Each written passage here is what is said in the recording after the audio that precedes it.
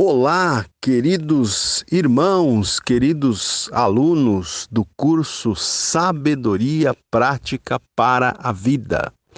Quem está falando aqui, uma vez mais, é o pastor Ronaldo Guedes Bezerra, da Igreja Evangélica Avivamento Bíblico, no bairro do Tucuruvi, na zona norte da cidade de São Paulo. Muito bem, queridos, e essa é a nossa aula número 40 do nosso curso de sabedoria, e hoje aqui, com a permissão de Deus, nós vamos estudar o capítulo 8 do livro de Eclesiastes, ok? Então, vamos lá. Eu sempre digo para os irmãos, para os alunos, né, que se você puder ouvir a aula com a sua Bíblia aberta, né, eu sei que tem muitas pessoas que ouvem aí no ônibus, no metrô, não é? Às vezes até fazendo algum serviço, mas caso seja possível, não é, você ouvir a aula com a sua Bíblia aberta, até em mais de uma tradução, como a gente faz aqui, seria muito interessante. Mas vamos lá, capítulo 8, versículo 1. Então diz o seguinte: quem é como o sábio e quem sabe a interpretação das coisas? A sabedoria do homem faz reluzir o seu rosto e muda-se a dureza da sua face. Então, veja que esse versículo primeiro, aqui nesta versão, nesta tradução de Almeida, começa com duas perguntas, né? Quem é como o sábio? E quem sabe a interpretação das coisas? E depois vem uma afirmação que é a seguinte, que a sabedoria do homem faz reluzir o seu rosto e muda-se a dureza da sua face. Então, gente, veja, eu vou ler esse versículo aqui na linguagem de hoje. Na linguagem de hoje, já não é traduzido com essas duas perguntas iniciais, como na Almeida, já vem com uma afirmação, que é a seguinte: somente os sábios conseguem explicar as coisas, né? Então, a Almeida começa com duas perguntas: quem é como sábio e quem sabe a interpretação das coisas?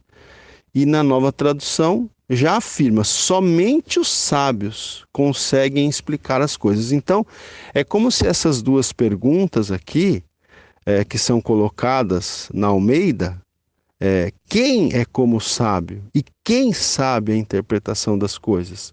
Então é como se essas perguntas quisessem então dizer, e querem dizer, de acordo com essa tradução na linguagem de hoje, o seguinte: que somente os sábios conseguem explicar as coisas, não é? E a segunda parte do verso diz que a sabedoria do homem faz reluzir o seu rosto e muda-se a dureza da sua face. Então, o pregador aqui, né, que é Salomão, que é o autor do livro, ele diz aqui que quando uma pessoa ela é sábia, até o rosto dessa pessoa, até a face dessa pessoa é diferente, não é? Quando uma pessoa é sábia, a sabedoria desta pessoa faz o seu rosto reluzir, e até se muda a dureza da sua face, não é? Na linguagem de hoje diz assim, que a sabedoria de uma pessoa brilha no seu rosto. Olha que interessante. A sabedoria de uma pessoa, ela brilha no próprio rosto dessa pessoa sábia e a torna simpática mesmo que seja feia, não é? Na linguagem de hoje diz isso, que a sabedoria, ela não só brilha no rosto da pessoa, como torna essa pessoa simpática, ainda que essa pessoa seja uma pessoa esteticamente feia. Por ser sábia, não é? Essa pessoa, então, ela se torna simpática, ok?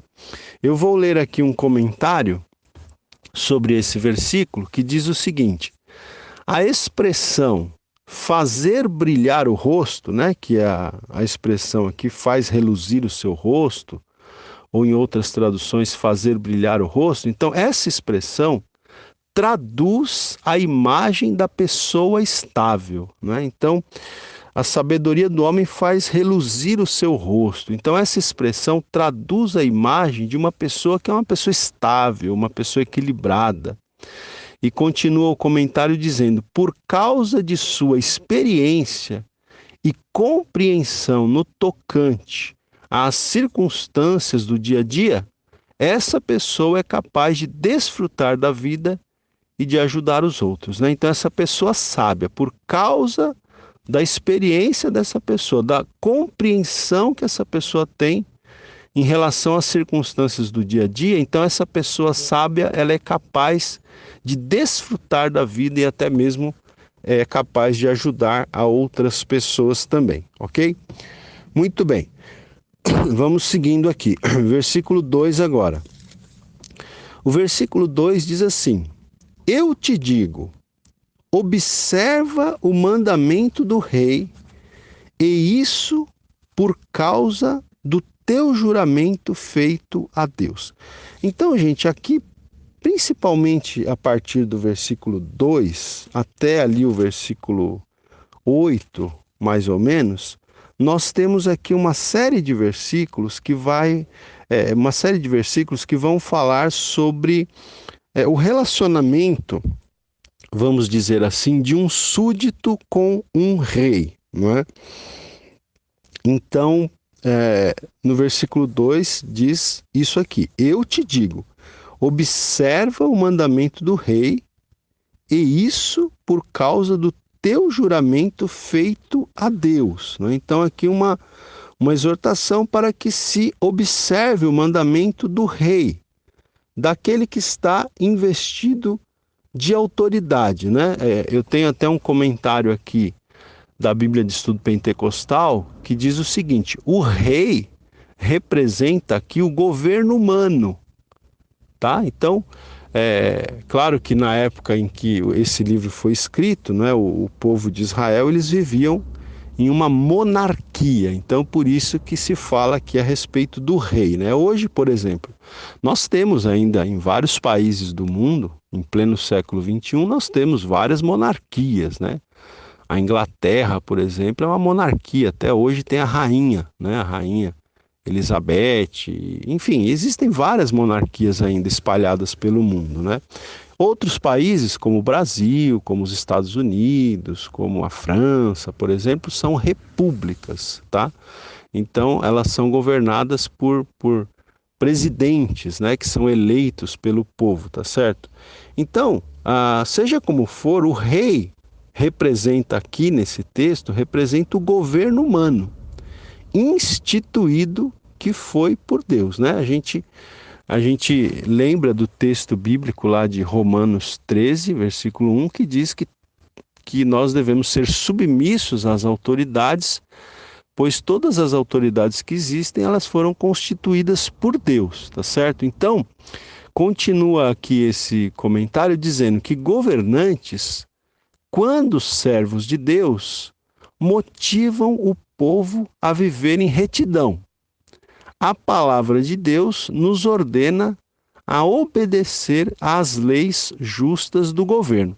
A própria palavra de Deus, inclusive em outros textos, eu citei aqui Romanos 13:1, você pode ver também Tito, né?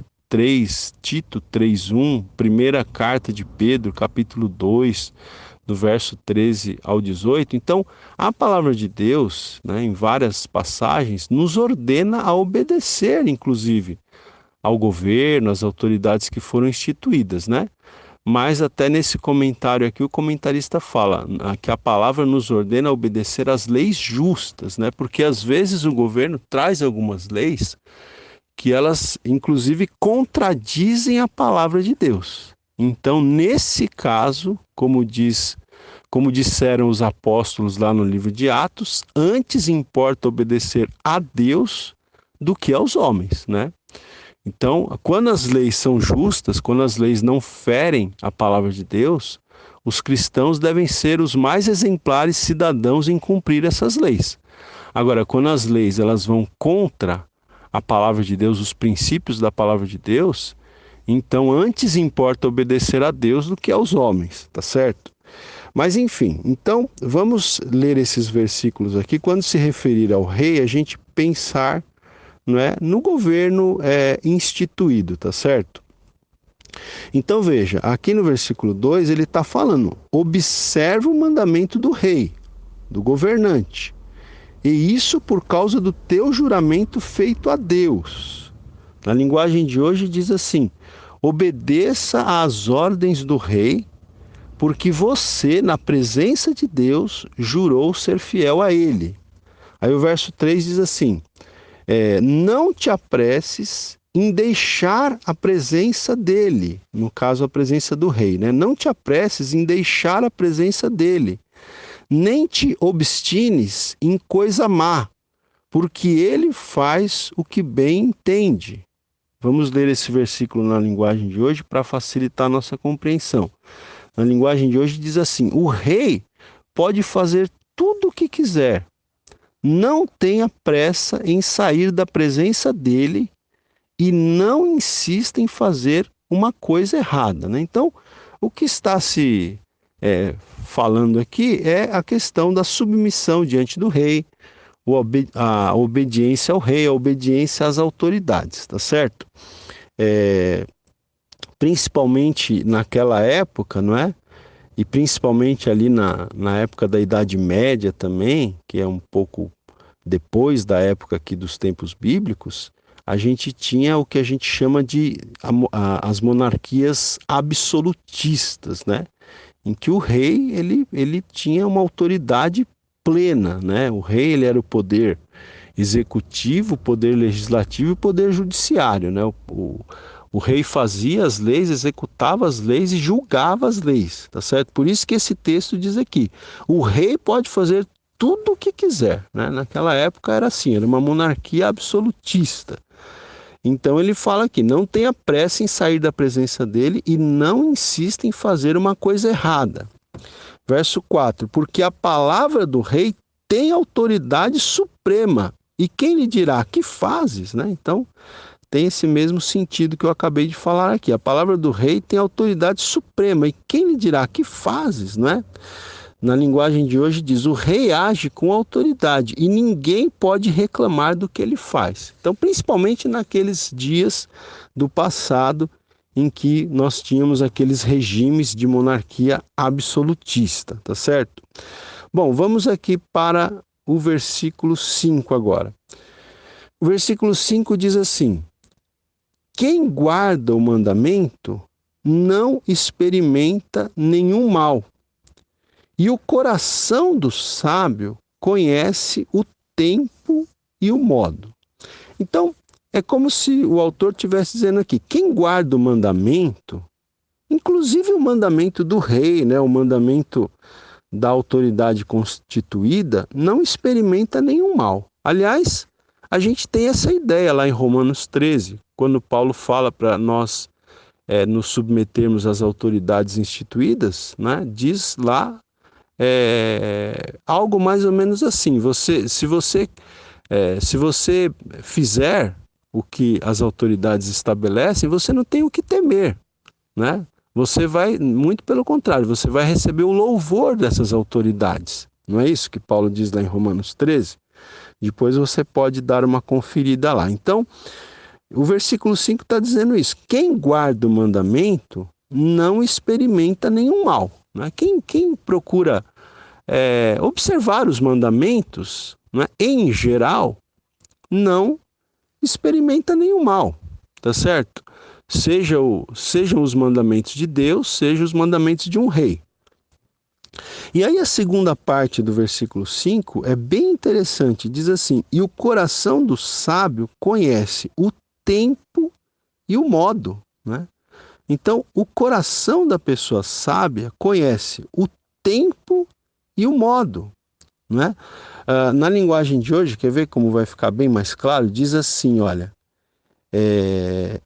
enquanto você obedecer às ordens dele, né, às ordens do rei, nenhum mal lhe acontecerá.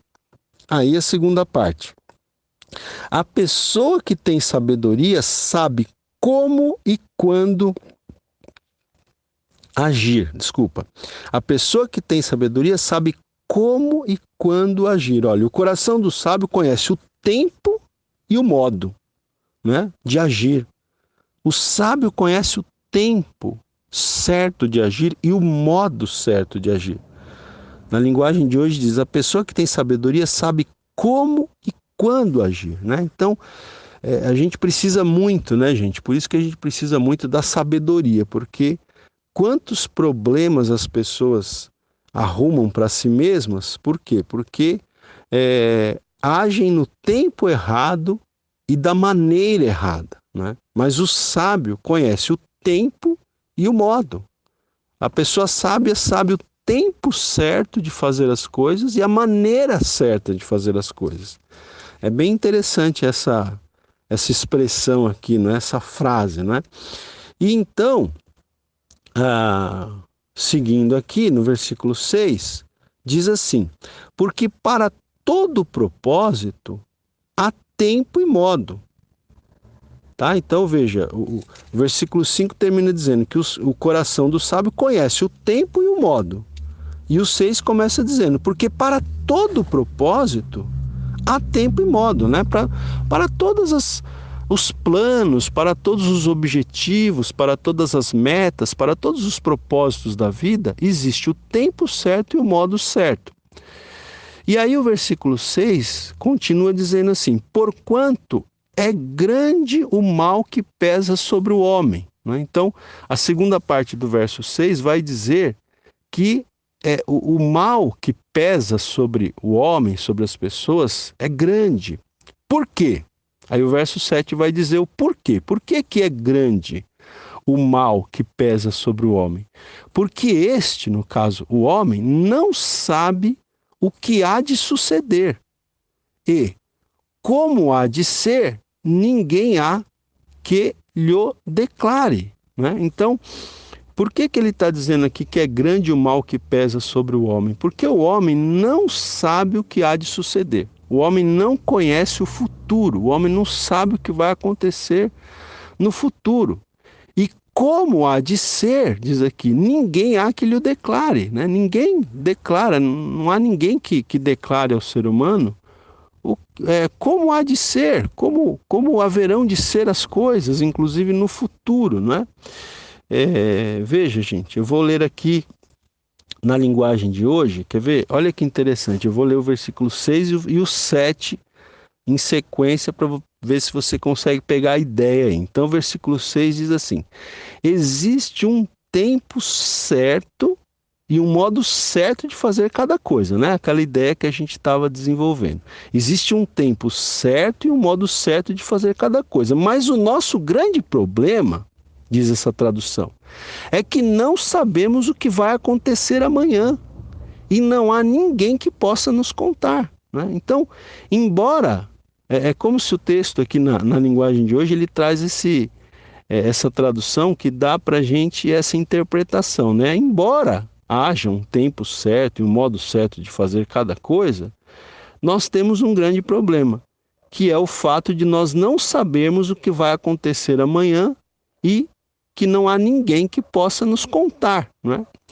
E aí o autor aqui, ele segue dizendo o seguinte, versículo 8, olha: não há nenhum homem que tenha domínio sobre o vento para o reter, nem tampouco tem ele poder sobre o dia da morte, nem há tréguas nesta peleja, nem tampouco a perversidade livrará aquele que a ela se entrega, né? Então, veja, ele continua aqui desenvolvendo o seu raciocínio, dizendo que não há nenhum homem que tenha domínio sobre o vento para o reter. Você conhece algum homem que consegue segurar o vento com as mãos, né? Que consegue reter o vento? Então, não há nenhum homem que tenha domínio sobre o vento para o reter. E aí é como se ele dissesse, da mesma maneira, nem tão pouco tem ele, o homem, poder sobre o dia da morte, né? Então, veja que no verso 7 ele diz que nós não sabemos o que vai nos suceder. E aqui no 8 ele está dizendo que o ser humano não tem poder sobre o dia da morte, né? Nós não temos poder sobre o dia da morte porque nós não sabemos quando isso acontecerá conosco. E quando chegar a hora, também nós não temos o poder de impedir a morte. Até na sequência do texto diz, nem há tréguas nesta peleja, né? Nesta peleja contra a morte, não há tréguas, né?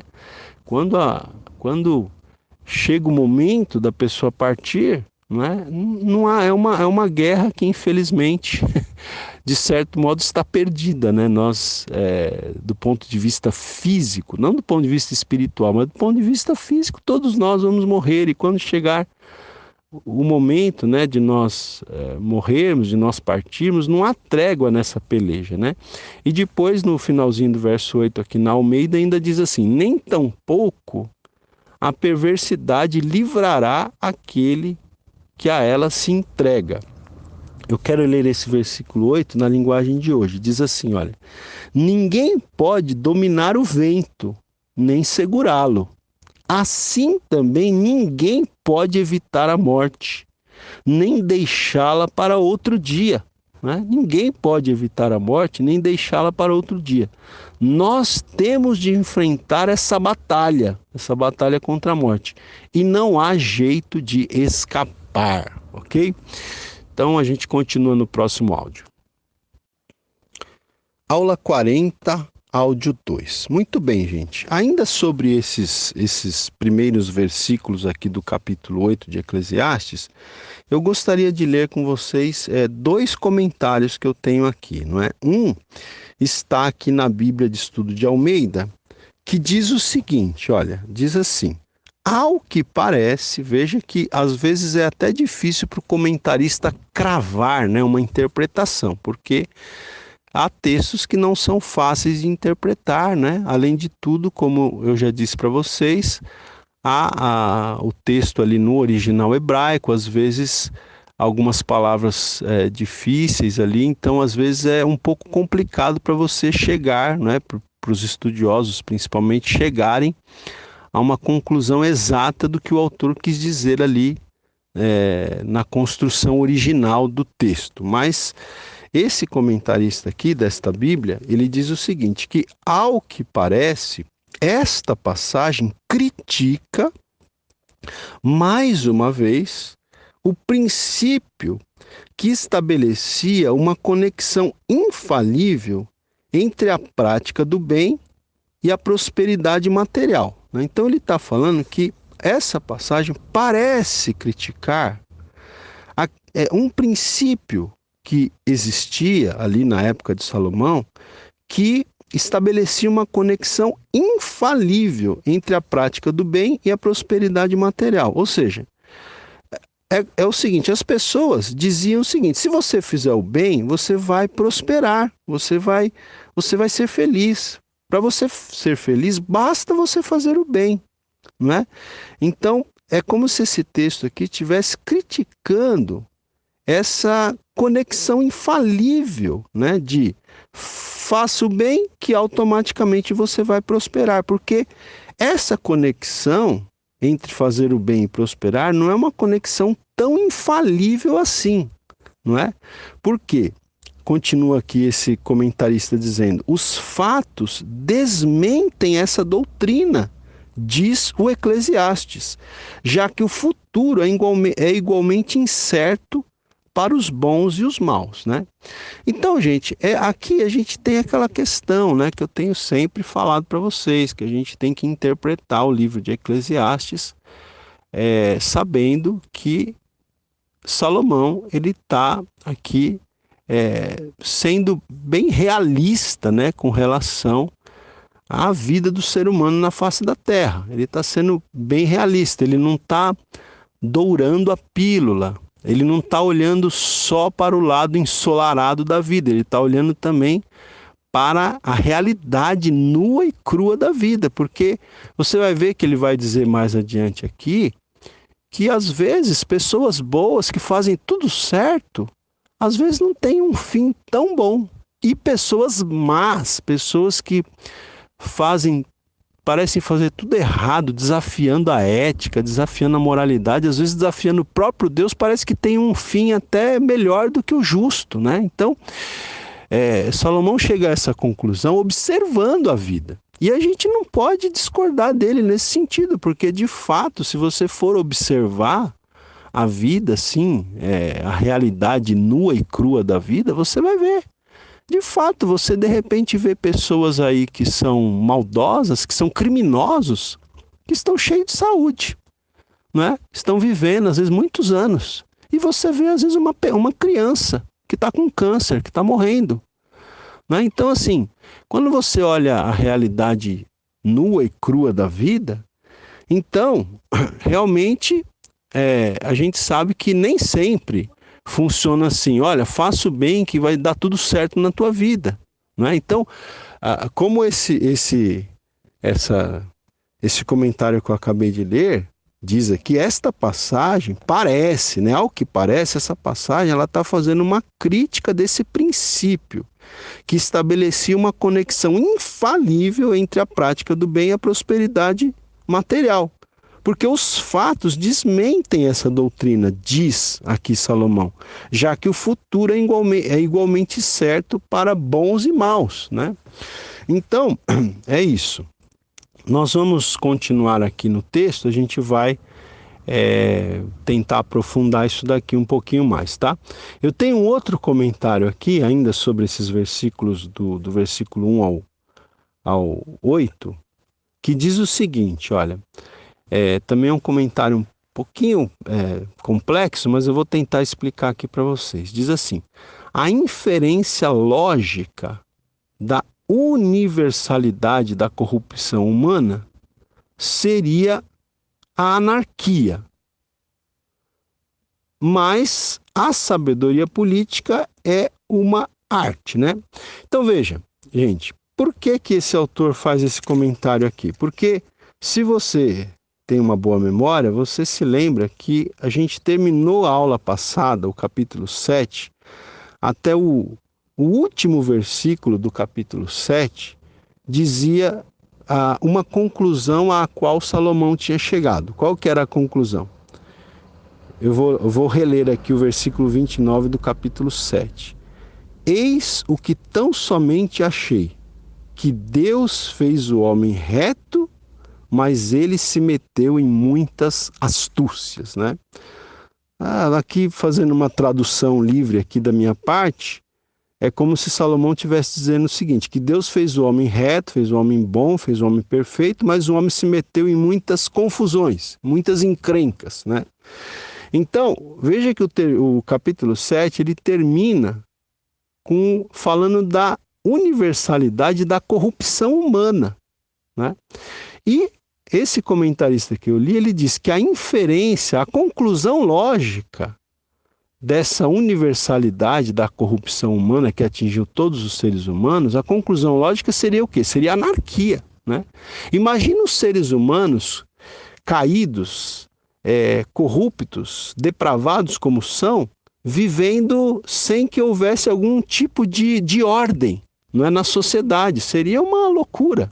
Por isso que é necessária a política, vamos dizer assim, né? A sabedoria política. Por isso que é interessante que você vai ver que o capítulo 7 termina falando, então, da universalidade da corrupção humana, e o capítulo 8 começa falando, olha, obedece o rei. Por quê? Porque alguém tem que colocar ordem nessa bagunça. Então, existe o Estado, existem os governantes para normatizar as relações sociais. Porque imagina uma sociedade em que não houvesse leis, em que cada um fizesse o que bem entendesse, né? Pode ser aqui no nosso país, pode ser em qualquer lugar. Imagine uma sociedade onde não existissem leis, onde as pessoas fizessem o que quisessem, e ainda mais tendo a natureza pecaminosa que tem. Ainda mais, né? Tendo sido feitos retos aos olhos de Deus, mas tendo se metido em muitas astúcias, em muitas encrencas. Então seria uma balbúrdia, seria uma loucura se cada um vivesse conforme desse na cabeça. Por isso que são necessárias as leis, por isso que é necessário uma ordenação social, por isso que é necessário até o Estado. No caso de uma monarquia, é necessário o rei, no caso de uma república, é necessário o presidente da república, são necessários os poderes constituídos, né, os poderes legislativo, judiciário, executivo, né, as instituições do Estado. Então eu achei interessante esse comentário aqui, porque ele fala isso, né, que a conclusão lógica da corrupção humana, da universalidade da corrupção humana que está descrita no final do capítulo 7, a conclusão lógica seria a anarquia total da sociedade. Por isso, o capítulo 8 começa falando da necessidade de se submeter às autoridades, né, para que haja algum tipo de ordem, né? E ele continua, esse autor aqui, esse comentarista, continua dizendo que a lealdade a essa ordem da sociedade que é estabelecida pelos governantes, a lealdade a essa ordem é preferível à insurreição, né?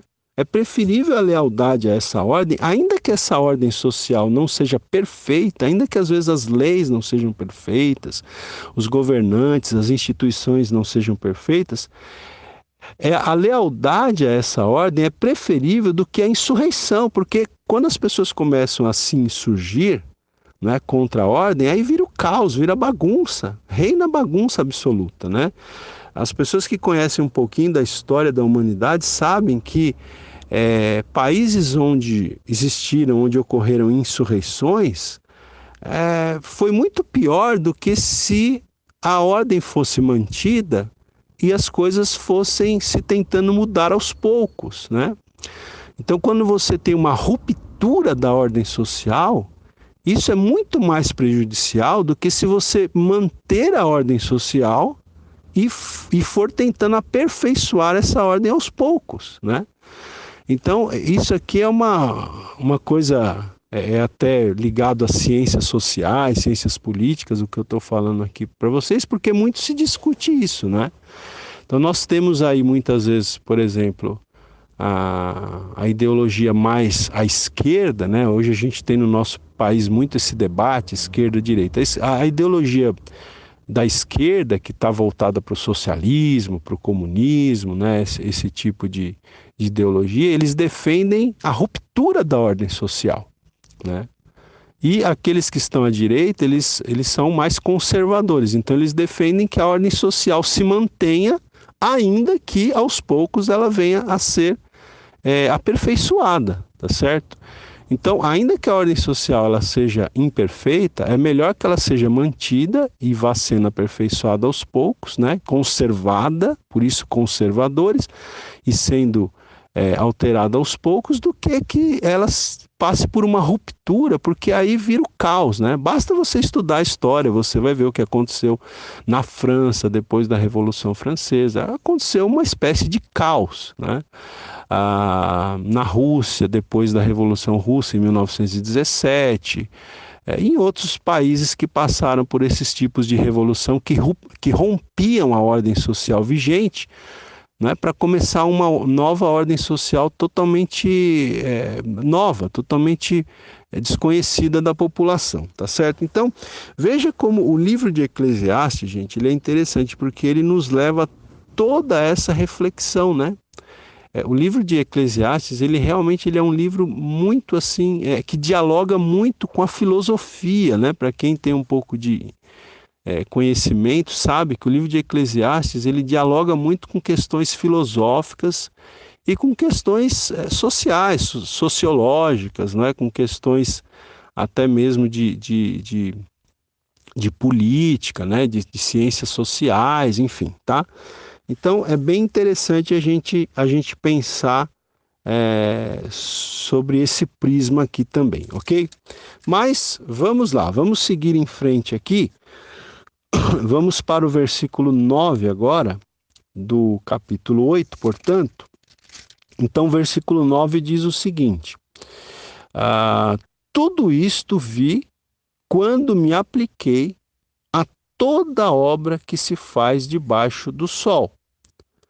Há tempo em que um homem tem domínio sobre outro homem para arruiná-lo, né? Então veja, Salomão está dizendo aqui, tudo isso eu vi quando me apliquei a toda a obra que se faz debaixo do sol. Então você vê que Salomão ele foi uma pessoa que ele se aplicou a entender, né, o mundo, a entender a realidade da existência. Ele realmente se lançou nessa tarefa árdua de tentar decifrar, né, os mistérios da existência humana. Então ele diz aqui, tudo isto vi quando me apliquei a toda a obra que se faz debaixo do sol. E aí ele chega a mais uma conclusão aqui que ele diz, há tempo em que um homem tem domínio sobre o outro homem para arruiná-lo, né? Veja, na linguagem de hoje diz assim, eu vi tudo isso quando pensei nas coisas que acontecem neste mundo.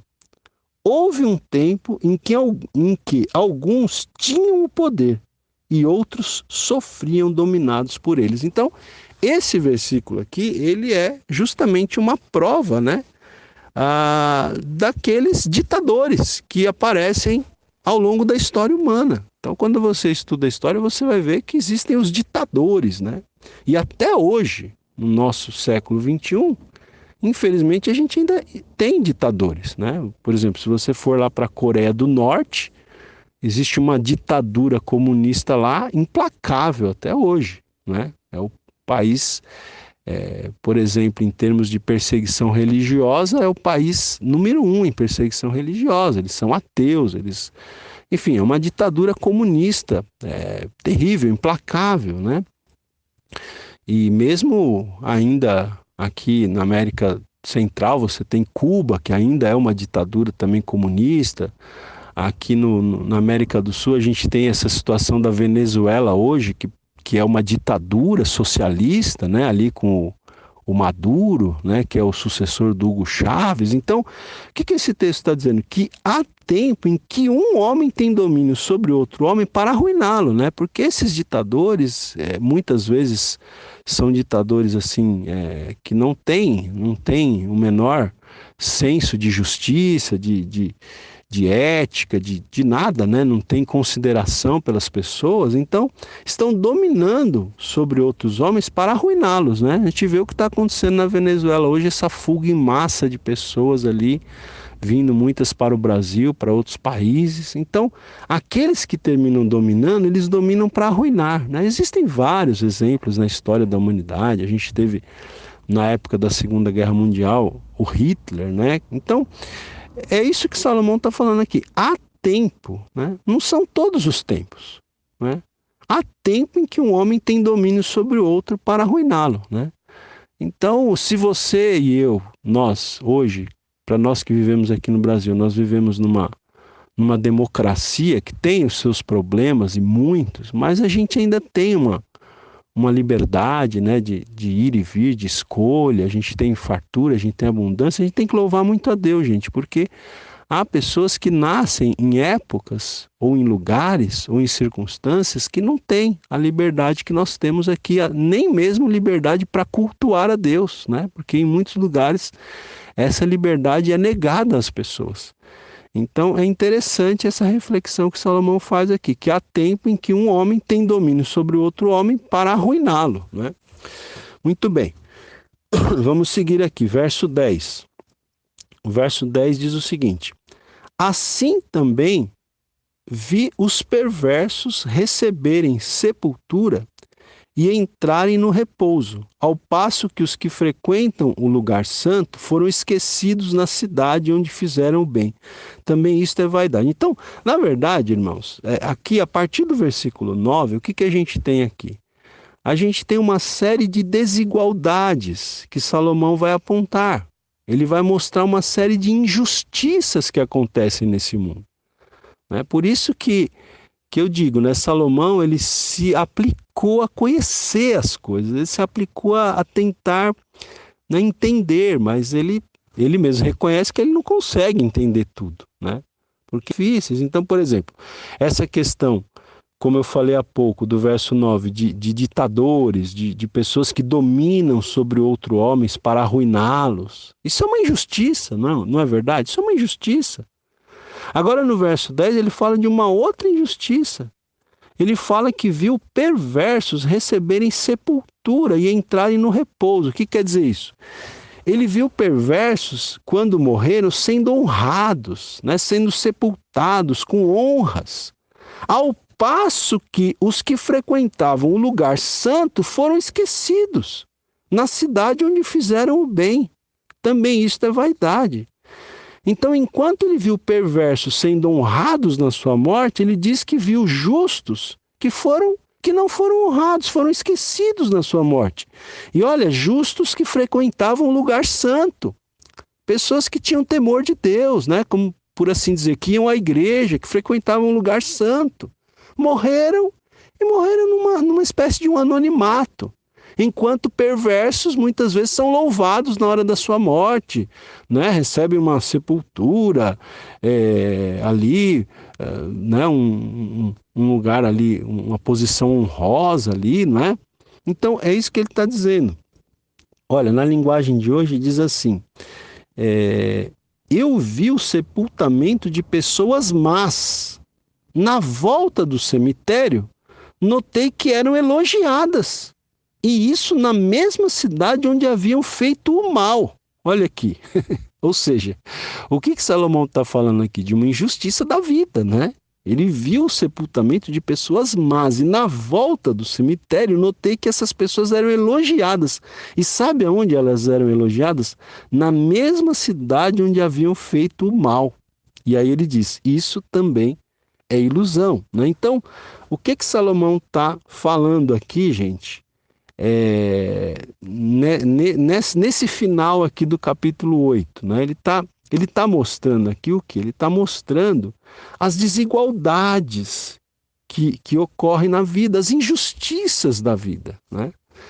Então, é como eu tenho falado muitas vezes para vocês aqui, acho que eu já devo ter falado isso, né? Que eu li uma vez a frase lá do Philip Yancey, que ele disse que Deus é justo, mas a vida é injusta, né? A gente sabe que Deus é justo, porque nós cremos nisso, porque a palavra de Deus diz que Deus é justo e nós cremos que Deus é justo. Mas a vida na face da terra é injusta. Existem muitas desigualdades aqui na face da terra, que Deus inclusive tem permitido, né? E uma das principais razões para essas desigualdades existirem é o próprio pecado do ser humano, né? É o pecado original, lá de Gênesis 3, que desregulou toda a ordem estabelecida por Deus a princípio, né?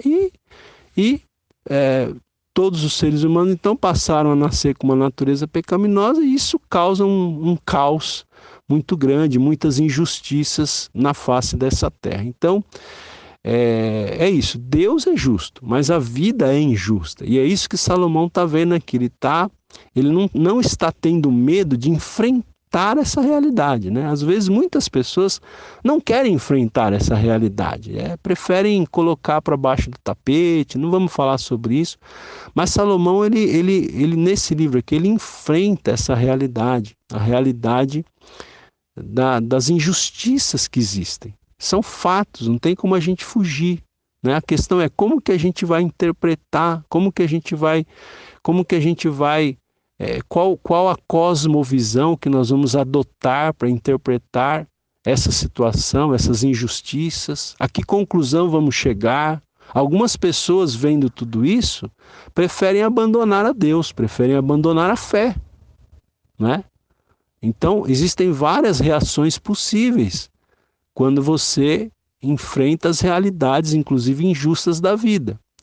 Então, aqui é um desafio. Nós sabemos que Salomão aqui, ele se lançou a essa reflexão, mas aí no final do livro a gente vai chegar para saber a que conclusão que ele chegou, a que conclusão que ele chega, né, depois que ele observa tudo isso. Graças a Deus ele chega a uma boa conclusão, né? Que a gente vai chegar lá, cenas dos próximos capítulos, né? A gente não vai falar aqui hoje. Mas quando se enfrenta corajosamente que a vida aqui na face da terra é uma vida que tem muitas injustiças, né?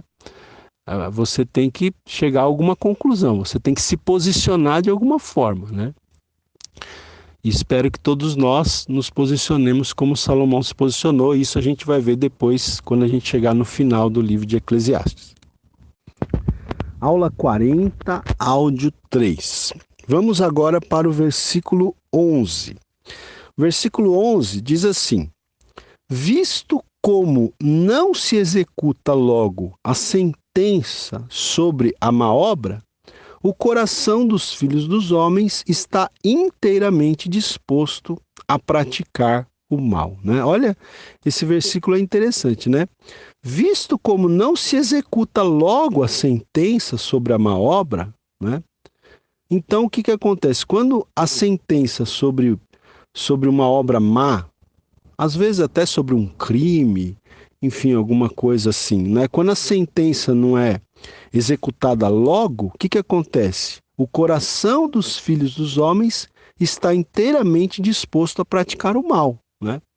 Quando não há punição adequada e rápida, as pessoas que são maldosas, elas vão falar, bom, a impunidade está reinando, então podemos continuar praticando o mal, né? É isso aqui, o que esse versículo está dizendo. A gente vê que é muito o que acontece hoje, infelizmente, no nosso país, né?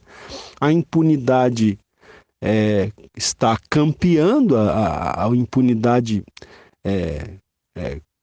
corre solta, vamos dizer assim. Então os criminosos, as pessoas, né, de mau caráter, elas florescem, elas continuam fazendo mal porque sabem que no país, no Brasil, existe muita impunidade, né?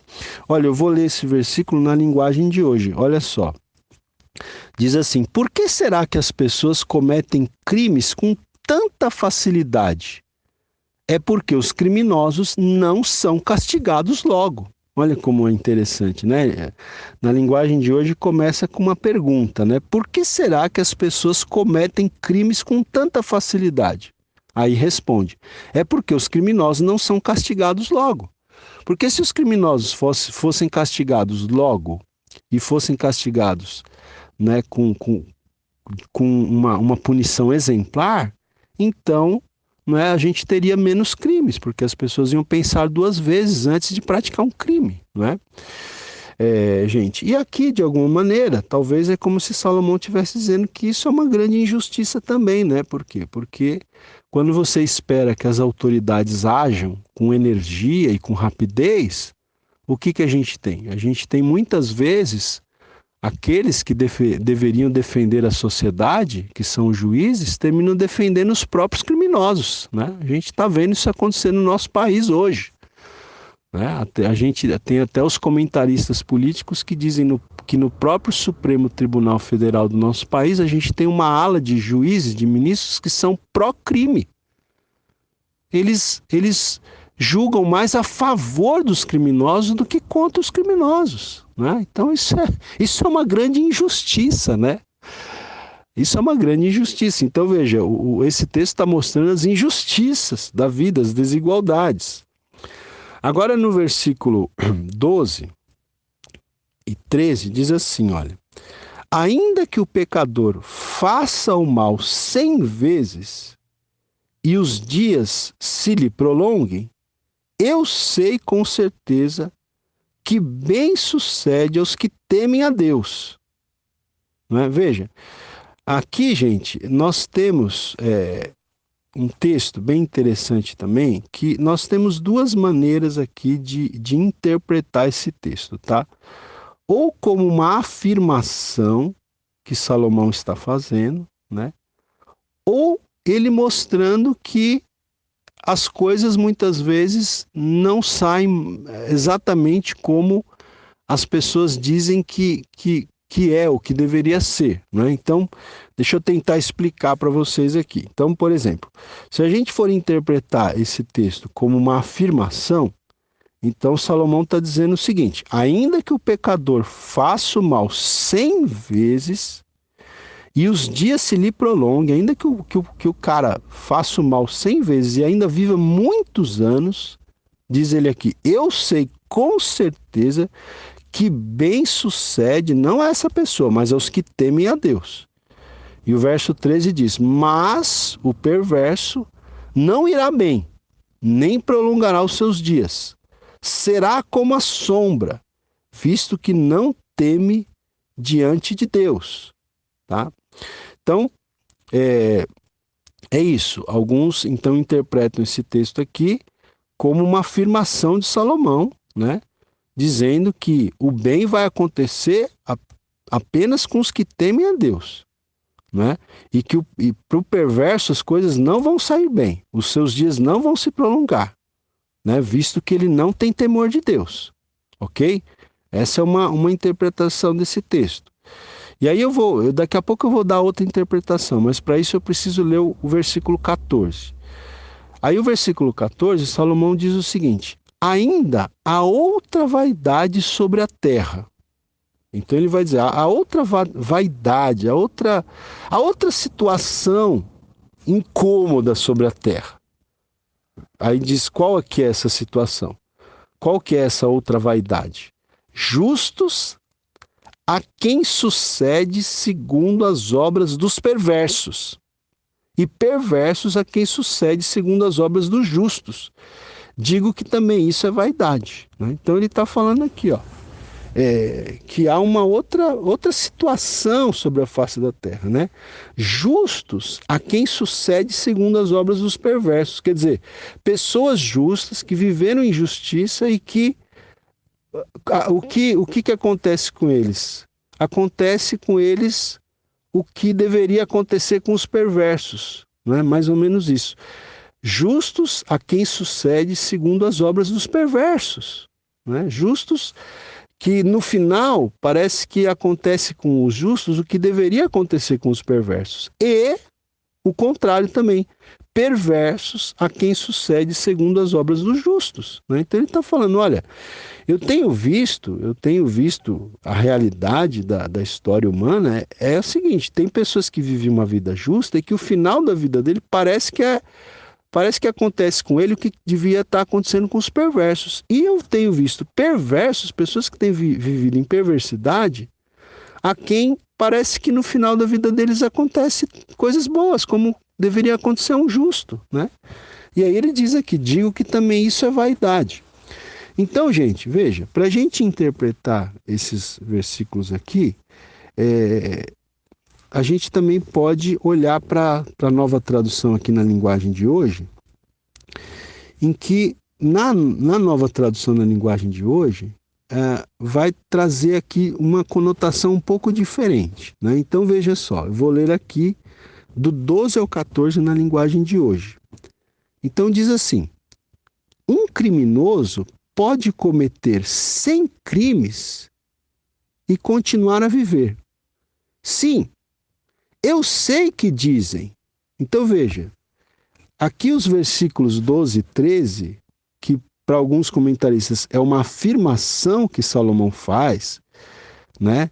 Que o bem sucede somente aos que temem a Deus e que a vida do perverso não vai ser boa, nem os seus dias vão se prolongar. Aqui na nova tradução na linguagem de hoje é colocado como se alguém dissesse isso, não o próprio Salomão estivesse afirmando isso, tá? Então vamos lá, eu vou reler aqui, o versículo 12 na linguagem de hoje. Um criminoso pode cometer 100 crimes e continuar a viver. Sim, eu sei que dizem, se você temer a Deus, tudo lhe correrá bem, mas não correrá bem para os maus. A vida deles passa como a sombra, morrerão jovens porque não temem a Deus. Mas isso não tem sentido, volta Salomão dizendo. Vejam o que acontece no mundo. Muitas vezes os bons são castigados e não os maus.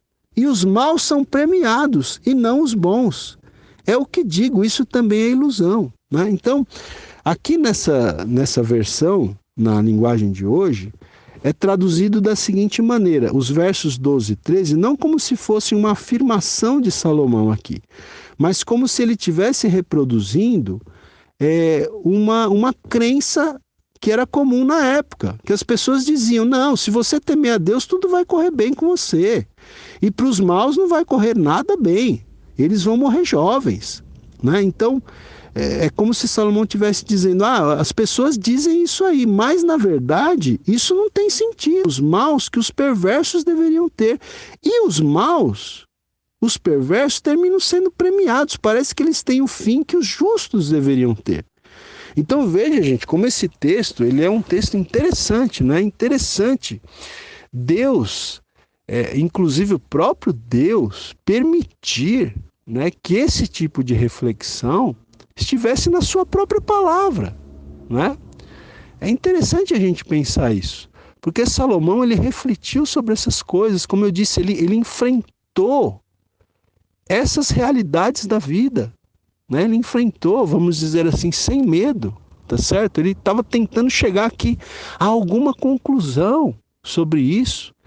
E é interessante que Deus permite que esse livro, que tem essas reflexões difíceis de serem enfrentadas, esse livro está na Bíblia. Esse livro entrou, como a gente fala, no cânon sagrado das Escrituras, entrou no conjunto de livros que compõem as Escrituras sagradas. Porque o próprio Deus não quer esconder de nós que essa realidade existe. O próprio Deus não impede, vamos dizer assim, que nós venhamos a refletir sobre isso, não é? Porque não adianta a gente viver nessa vida como se a gente vivesse no País das Maravilhas. A gente não está no País das Maravilhas. Esse mundo, infelizmente, é cruel, é triste, tem muitas injustiças. E a gente tem que enfrentar esse fato, né? A questão é como nós vamos reagir. A questão é a que conclusão vamos chegar, a que posição vamos tomar. Esse é que é o ponto, né? Como eu falei, há pessoas que olham para tudo isso e perdem a fé. Há pessoas que olham para tudo isso e deixam de acreditar em Deus, na palavra de Deus, né? Mas essa é a pior decisão que alguém pode tomar, né? Essa é a decisão mais incoerente, né? E Salomão, embora ele tenha enfrentado essas questões difíceis, no final do livro ele chega à conclusão que o que nos resta fazer e o que nos importa fazer e que a coisa mais sábia a fazer é nós continuarmos temendo a Deus, mesmo que a gente não tenha todas as respostas, né? Às perguntas, às dificuldades, às injustiças da vida, vamos dizer assim, tá certo? Bom, vamos lá. Deixe-me ver aqui. Agora nós vamos para o versículo 15, né? O versículo 15 diz assim: Então exaltei eu a alegria, porquanto para o homem nenhuma coisa há melhor debaixo do sol do que comer, beber e alegrar-se, pois isso o acompanhará no seu trabalho nos dias da vida que Deus lhe dá debaixo do sol. Então, é como se Salomão estivesse dizendo o seguinte: olha, existem tantas injustiças, tantas desigualdades, que é o seguinte, a melhor coisa que a gente pode fazer, sabe o que é? É comer, beber e se alegrar, né? Porque isso acompanhará, né, o ser humano no seu trabalho, nos dias da vida que Deus lhe deu debaixo do sol. Ou seja, é como se ele estivesse dizendo, olha, nós nunca vamos ter respostas para todas as questões, para todas as injustiças que existem na face da terra. Nós não vamos ter respostas para tudo. Então, o que a gente pode fazer? O que a gente deve fazer? A gente deve, sabe, aquilo que a gente não entende, a gente confia na sabedoria e na soberania de Deus e busca desfrutar da nossa vida aqui na face da terra da melhor maneira possível, né? Basicamente, é como se ele estivesse dizendo isso aqui, não é? Veja, eu tenho um comentário aqui que diz o seguinte: contrastando a busca frenética pelo sentido de todas as coisas, existe o contentamento que Deus concede, né? Então, veja, existe uma busca frenética pelo sentido, como Salomão aqui, ele estava numa busca frenética pelo sentido da vida, da existência. Mas esse comentário diz que, contrastando com a busca frenética pelo sentido de todas as coisas, existe o quê? Existe o contentamento que Deus concede, né? Então, nós temos que nos apropriar, né? Usufruir desse contentamento, como ele diz aqui. Nenhuma coisa há melhor do que comer, beber e se alegrar, não é? Do que nós desfrutarmos, às vezes, das coisas simples da vida, da companhia das pessoas que a gente ama, né? Então a vida é uma vida tão cheia de injustiças que o que resta a nós, além de colocar Deus em primeiro lugar na nossa vida, é usufruir das coisas boas que nos restam fazer, né? Se alimentar bem, né? Estar cercado de pessoas que a gente ama, dar um pouco de atenção para as coisas simples, né? Para as coisas sutis aí da vida, da existência humana, né? Deixa eu ver aqui o que mais que a gente vai falar. Gente, eu tenho um outro comentário aqui também, né? Que eu deixei passar aqui, eu deveria ter lido, que diz o seguinte, que embora pareça haver injustiças gritantes neste mundo, sabemos que Deus está alinhavando tudo com seus bons propósitos, né? Então, embora pareça haver injustiças gritantes nesse mundo, e de fato existem injustiças gritantes, nós, crentes em Deus, servos do Senhor Jesus Cristo, nós sabemos que Deus ele está alinhavando tudo com os seus bons propósitos. Nós sabemos que Deus está no controle da história, que Deus está sentado no trono e que no final das contas tudo, né, até as escolhas erradas que nós fazemos, que os seres humanos têm feito, tudo vai contribuir, né, para o cumprimento do propósito de Deus. Né? Isso é um grande mistério para a gente, né? Mas é isso que nós cremos, que Deus está no controle da história humana, né? Eu tenho um outro comentário aqui, olha, que diz assim: no mundo, comumente parece que o mal triunfa e que os pecadores escapam ilesos, sem castigo. Deus, porém, nos assegura que chegará o dia do justo castigo dos malfeitores, né? Então a nossa fé está no fato de que, embora nessa vida, nessa existência terrena, existam muitas injustiças, ao final e ao cabo, o justo juiz, que é Deus, fará justiça. Ele fará justiça, nem que ele não fizer aqui, nesta dimensão, o fará na eternidade, né? Vai haver um dia em que todos nós, todos os seres humanos, grandes ou pequenos, compareceremos perante o tribunal de Deus, né? E Deus vai julgar de maneira justa, de maneira reta, porque Ele é o justo juiz. Então, ainda que tenha havido alguém aqui na face da terra que tenha feito mal constantemente e parece que morreu ainda, né, assim, com todas as honras, né? Não pense que essa injustiça vai perdurar por toda a eternidade, porque não vai perdurar por toda a eternidade, ok? Muito bem. Vamos seguir aqui. Agora nós vamos então chegando aqui no final já do capítulo 8. Vamos ler aqui os 2 últimos versículos que dizem o seguinte: aplicando-me a conhecer a sabedoria e a ver o trabalho que há sobre a terra, pois nem de dia, nem de noite vê o homem sono nos seus olhos. Então contemplei toda a obra de Deus e vi que o homem não pode compreender a obra que se faz debaixo do sol. Por mais que trabalhe o homem para a descobrir, não a entenderá.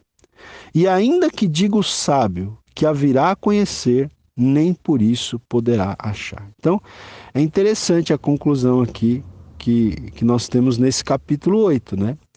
Então, Salomão ele está dizendo mais uma vez aqui, olha, aplicando-me a conhecer a sabedoria e a ver o trabalho que há sobre a terra, então contemplei toda a obra de Deus e vi que o homem não pode compreender a obra que se faz debaixo do sol. Então, Ele está dizendo que apesar dele ter se aplicado a conhecer, né, o sentido da vida, né, apesar dele ter estudado e pensado e refletido e filosofado, apesar disso ele chegou à conclusão que o homem não pode compreender a obra que se faz debaixo do sol, né?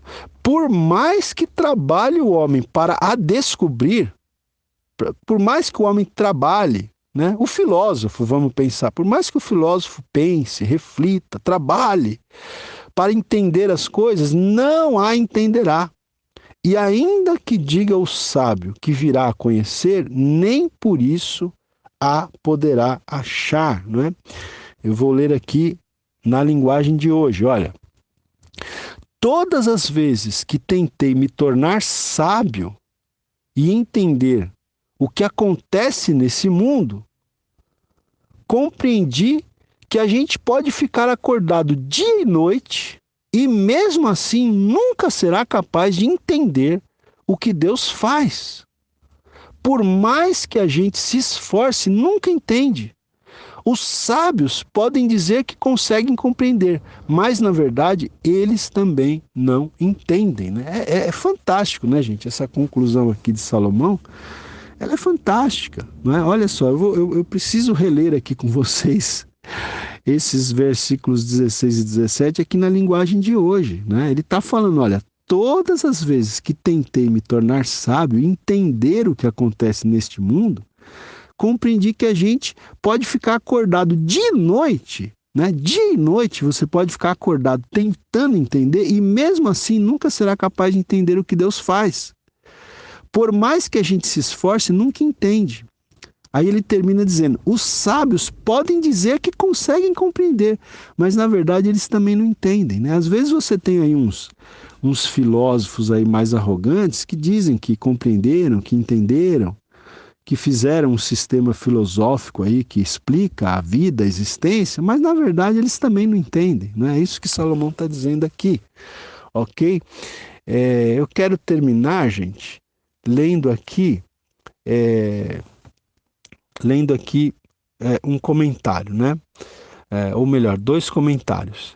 O primeiro diz o seguinte: Salomão reconheceu que, por mais sábio que o homem for, não consegue, pela sua sabedoria, explicar todas as obras de Deus ou os métodos da providência de Deus. Aí ele diz aqui, nós não precisamos saber todas as razões das coisas. Simplesmente precisamos confiar no Senhor e crer que Ele faz bem todas as coisas. O que resta a nós, gente, diante de tantas questões difíceis da existência humana, o que resta a nós é realmente confiar em Deus, né? É saber que Ele faz bem todas as coisas, que Ele é soberano e que Ele é sábio e que Ele está no controle de todas as coisas, né? E aqui também um outro comentário diz assim, né? Os moinhos de Deus moem vagarosamente, tão vagarosamente que os homens podem facilmente supor que não moem de modo algum. É interessante isso aqui, né? Deus, ele está trabalhando, né? Os moinhos de Deus moem vagarosamente, tão vagarosamente que os homens podem facilmente supor que não moem de modo algum, né? Deus trabalha no tempo dele, né? Às vezes para nós parece ser um trabalho vagaroso, mas Deus, ele está agindo, não resta dúvida disso, né? E aqui esse autor, esse comentarista diz que Eclesiastes está bem consciente das dificuldades de uma aceitação por demais fácil das tentativas de discernir julgamentos divinos no desenrolar dos acontecimentos, né? Veja, há pessoas que formulam uma filosofia, até uma teologia, às vezes muito simples, muito, não é assim, muito ingênua, tá certo? E Eclesiastes está bem consciente das dificuldades de uma aceitação por demais fácil das tentativas de discernir julgamentos divinos no desenrolar dos acontecimentos. Não obstante, ele, né, Eclesiastes, Salomão, sabe a respeito da certeza do juízo, ainda que este não se manifeste nas coisas que são vistas, que são temporais. E por causa disso, ele não se deixa abater e até pode rir em face do desespero, como é o caso do versículo 15, que fala para a gente se alegrar, comer e beber, tá certo? Então, é isso, esse comentarista ele está falando aqui, entre outras coisas, aquilo que eu acabei de dizer, né? Existe uma certeza do juízo, ainda que esse juízo não se manifeste nas coisas que são vistas, nas coisas temporais, ainda que ele vá se manifestar numa outra dimensão, na eternidade, né? Mas ele vai se manifestar, porque Deus é o justo juiz. Amém, meus queridos? Então é isso. Espero que tenha ficado claro para você, né? Incentivo você a ouvir a aula mais de uma vez, tá certo? E até a próxima aula, permitindo Deus.